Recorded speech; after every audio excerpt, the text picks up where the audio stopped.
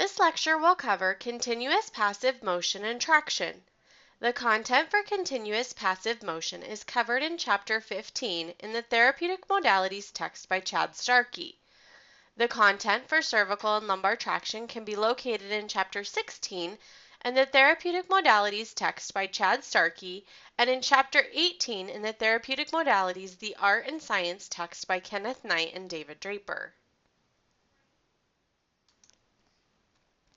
We will start this lecture covering continuous passive motion. For many years, physical therapists, as well as many athletic trainers, doctors, and sports medicine specialists, have recommended RICE, or the Price Principle, to manage acute injuries. The acronym stands for rest, ice, compression, and elevation. When the acronym PRICE is used, the added P is for protection, and the rest of the acronym is the same. The newest theory and acronym used to treat injuries is actually POLICE, P-O-L-I-C-E. POLICE stands for protection, optimal loading, ice, compression, and elevation. The difference between POLICE and RICE is optimal loading. While you are protecting your injured body part, gentle motion can and should be started. For example, after a shoulder injury or a shoulder surgery, you should be able to progress from a few days of rest to passive range of motion, then to active range of motion, and finally, rotator cuff strengthening exercises. This progressive load of your injury can help to promote optimal healing of the injury. It can also help prevent delays in returning to normal activity that could be due to joint and muscle tightness or muscle atrophy. Continuous passive motion allows for patients to begin early mobilization, sometimes before they even regain consciousness following a surgical procedure. In addition, the passive motion devices are available for movement during periods of relaxation and downtime, and even during sleep. The use of a continuous passive motion device places a gentle stress on the healing tissue in the hopes of deterring the unwanted effects of immobilization. Continuous passive motion devices move one or more joints through a preset range of motion. Continuous passive motion devices are most commonly utilized for knee injuries. However, units have been designed for the hand, wrist, hip, shoulder, elbow, and ankle as well. Motion that is never lost need never be regained. It is the regaining of movement that is painful. When the injured joint is kept in motion, the unwanted effects of immobilization on muscle, tendons, ligaments, articular and hyaline cartilage, the blood supply, and the nerve supply are reduced. As the cycle between flexion and extension is repeated, the change in pressure creates a pumping effect that circulates the synovial fluid. The circulating fluid may assist in the removal of joint hemoarthrosis, periarticular edema, and blood from the tissues surrounding the joint. The benefits and effects associated with continuous passive motion devices are not universally substantiated or even accepted. The decision to use a continuous passive motion device should be made on an individual basis. In addition, active range of motion should be incorporated into the patient's exercise routine as soon as possible. Some of the benefits that have been associated with the use of continuous passive motion devices are increases in range of motion. Early introduction of motion may allow earlier active motion and strength routines to be incorporated into the training routine. When given free rein to control range of motion, patients using comfort as their guide increase their range of motion by 6 to 7 degrees per day. Joint nutrition. Some structures are relatively avascular in nature, such as the meniscus and articular cartilage in the knee. Avascular means there is not a good blood supply to these tissues. These structures derive most of their nutrients from the synovial fluid. The application of continuous passive motion is thought to stimulate the circulation of the synovial fluid and can result in an increased uptake of nutrients. The increase in nutrients will result in an increased bone healing and increasing the deposits of type 2 collagen. Edema reduction. The elevation of the limb and the passive movement should assist in the venous and lymphatic return by milking the muscle, thus reducing the overall amount of edema. Pain reduction. The movement of the joint activates the afferent nerves located in the muscle, joint, and skin, and could provide pain control through the gait mechanism. Decreasing edema or muscle spasms may also assist with limiting pain. Continuous passive motion is not used as an acute pain control technique. Ligamentous healing. Early use of continuous passive motion promotes healing, often more so than surgical correction when a single ligament is involved, and there is little rotational instability of the joint. The physiological benefits of continuous passive motion application after ACL surgery is different than the benefits seen with associated meniscus or articular cartilage. The ACL does not receive the same nutritional benefits as the meniscus or the articular cartilage. The contraindications associated with the use of continuous passive motion devices include unwanted joint motion and the associated stress on bones and joint structures are the primary contraindication to continuous passive motion. Unstable fractures, uncontrolled infections, and spastic paralysis would also be contraindications. The precautions associated with the use of continuous passive motion devices include a history of deep vein thrombosis, the type of continuous passive motion, arc of the motion, and the speed of the motion should be adjusted based on the physician's recommendations for the pathology being treated. The following information is important to setting up and teaching patients how to use a continuous passive motion device. First, the instrumentation. It is important to refer to the operator's guide for the unit that you are using. Other important information and definitions include the power button. This switch activates the internal circuits of the continuous passive motion unit. The reset button. This button clears all previous settings from the continuous passive motion unit's memory. The reset button needs to be pushed before setting up a treatment protocol for any new patient. The timer. This controls the sets and duration of the treatment. A continuous setting is provided for long-term treatments. The range of motion setting. This control adjusts the range of motion from slight hyperextension, approximately 5 degrees, to full flexion, approximately 130 degrees. Some units have separate controls to adjust the amount of flexion and extension. The speed. This knob adjusts the rate of motion between 10 and 120 degrees per second. Slow speeds are typically used immediately post-surgery or post-injury. An increased speed or cycles per second has been theorized to produce better tensile properties of healing tendons than do lower speeds. The TERT setting is the total end range time. This is the amount of time that the joint is held at the end of flexion or extension in the range of motion. This is an example of a knee continuous passive motion device.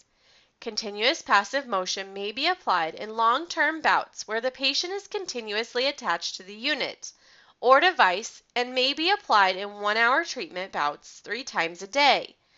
After surgery, use is for approximately 6 to 8 hours a day, although the duration preferred by patients is 4 to 8 hours a day.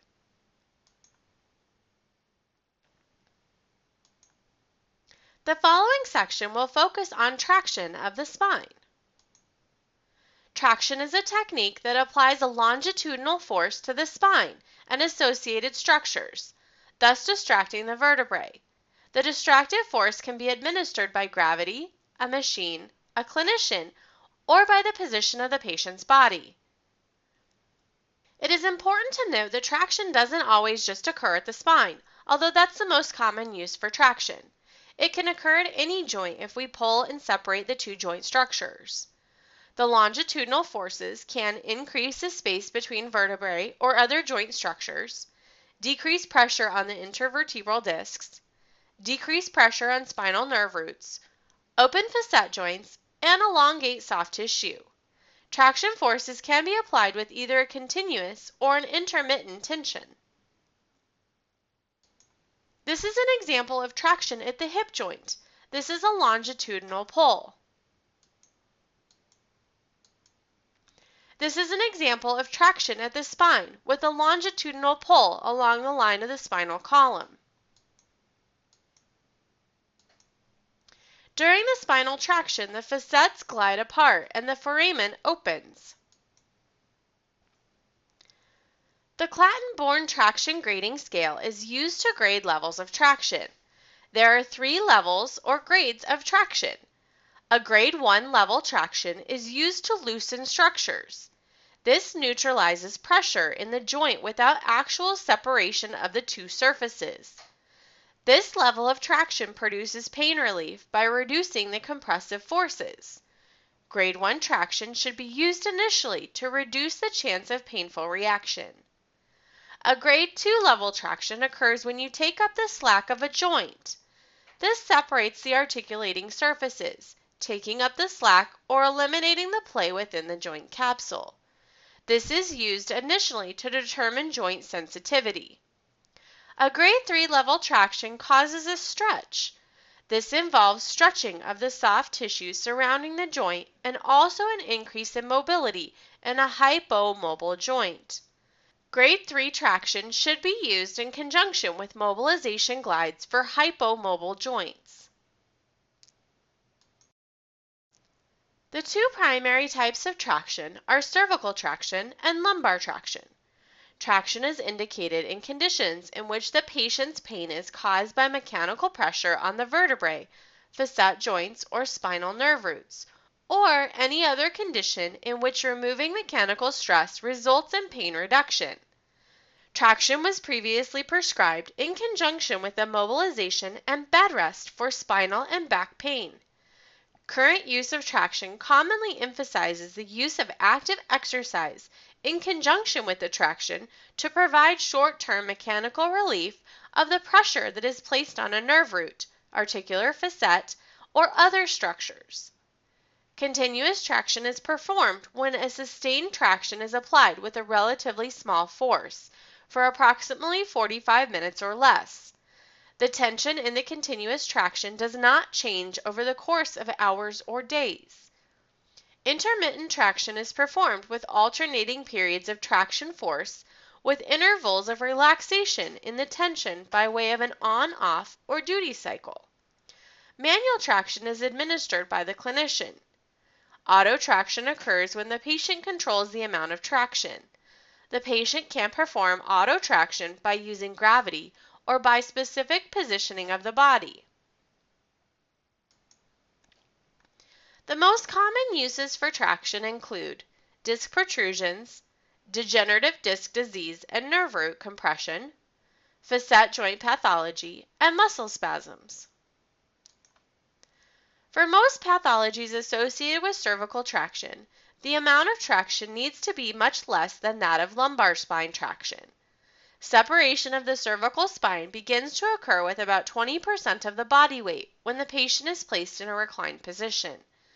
There are 2 primary types of harnesses that are used for mechanical cervical traction. A mandibular occipital harness, which is pictured on the left, and the center picture, and also an occipital harness, which is pictured on the right. This table on page 323 within table 16-2 in the Starkey text explores the guidelines for the treatments of various pathologies with traction. Please refer to this table for guidelines for treatment protocols. The angle of the applied traction is described relative to the long axis of the vertebral column, and it must be appropriate for the pathology being treated. Traction angles are described as neutral, which means it's in a transverse plane, flexion or extension, which occurs in the frontal plane, or unilateral, which occurs in the sagittal plane. In the cervical spine, the inferior facet joints are angled anteriorly. In the lumbar spine, they are angled posteriorly. Placing the cervical spine in flexion opens the facet joints and increases the intervertebral space, but too much flexion will result in a decrease in the anterior space. To open the intervertebral space, place the cervical spine in approximately 25 to 30 degrees of flexion. To separate the facet joint surfaces, the traction must be administered in at least 15 degrees of flexion. In the seated anterior lean position, the patient is seated in a chair and leans forward. The vertebral separation is significantly increased. Because the lumbar facets are angled posteriorly, placing the lumbar spine in slight extension will help to open the facet joints. When the traction is applied in the neutral position, the intervertebral disc is allowed to elongate. The effect and effectiveness of traction is related to the position of the body part, the position of the patient, the force and duration of the traction, and the angle of pull. To distract the vertebrae, the force applied must be sufficient to overcome the sum of the resistance of the body weight of the body part being treated, the tension of the surrounding soft tissues, the force of the friction between the patient and the table, and the force of gravity. The amount of tension that is applied to the body is expressed in terms of pounds or kilograms, or can be expressed as a percentage of the patient's body weight. Once the force overcomes the effects of gravity, friction, and body weight, the force is then absorbed and dissipated by the patient's muscle tone and soft tissue tension. The difficult thing with traction is there's really not any formula to use to determine how much traction to apply to each patient. A good rule of thumb is to use the least amount of weight that is possible in order to relieve symptoms. Less force is needed to distract the cervical spine than the lumbar spine. The vertebrae closest to the source of traction require less force to separate than those further from the harness, so it is important to know where in the spine you are trying to create the distraction. This is a picture of a typical at-home mechanical cervical traction unit. There are multiple factors that are adjustable, including the angle of incline. Again, more or less incline is needed to create distraction in different areas of the cervical spine. The hand pump creates the tension, and a quick release button allows the patient to release the traction. As we all know, more traction is not always better. Too much force can cause muscle guarding and can further injure the soft tissues. Vertebral separation begins when tension equal to 7% of the patient's body weight is applied. There is a significant increase in the opening of the intervertebral foramen between 5 kilograms and 10 kilograms of traction force. However, there is no additive benefit when the force is increased to 15 kilograms. Excess force applied to the cervical spine during traction may be transmitted to the lumbar area via the dural covering of the spinal cord. This can lead to residual lumbar nerve root impingement and subsequent pain following treatment. Contraindications associated with spinal traction include vertebral fracture or dislocation, disease, infection, or tumors that affect the cervical vertebrae, hypermobile joints, severe disc herniations, rheumatoid and osteoarthritis, vertebral artery dysfunction, and dizziness during treatment. With lumbar traction, it takes a lot more force than does cervical spine traction. We must overcome approximately half the body weight in order for lumbar traction to be effective. A split table reduces the friction between the body and the table and can be a lot more comfortable for the patient during the treatment. In order for lumbar traction to be effective, patients must wear a pelvic traction harness and a thoracic stabilization harness that fixates the patient to the table. Lumbar traction can be applied in different ways, either through manual traction, inverse traction, or auto traction. The primary difference between cervical and lumbar traction is the increased amount of tension that is required to separate the lumbar vertebrae. It has been previously stated that more tension is required to separate the lumbar vertebrae than is required for the cervical spine. However, the range of tension used during lumbar traction is quite variable, and the efficacy of various weights have not been established. Among published literature, tension ranges used vary greatly from 10 to 300% of the patient's body weight. Research has established that approximately 90% of the increase in the intervertebral separation occurs during the first 15 minutes of static traction, which may help us as clinicians to guide our practice. Lumbar traction results in a decrease in lumbar lordosis, distraction of the vertebral bodies, increase in disc height, stretching of the lumbar muscles, and widening of the intervertebral foramina. Seeing is believing with cervical spine traction. In these pictures, we can see a CT scan image of the benefits of cervical spine traction. This individual has a kyphotic buckle at the cervical spine, which is indicated by the large arrow. Disc bulges and protrusions are occurring into the anterior subarachnoid space, indicated by the 4 blue arrows at the C3, C4, C4, 5, C5, 6, and the C6, 7 levels. There is a disc compression and dehydration as well that occurred in this picture. After the use of cervical traction, there was a reversal of the kyphotic buckle, the large arrow. Disc bulges, protrusions were all receded into the normal range. There is still a protrusion at the C6, 7 level, but the others are markedly improved. The flattened compressed discs have dramatically expanded, appearing thicker, lighter in color, and more rehydrated in the picture on the right.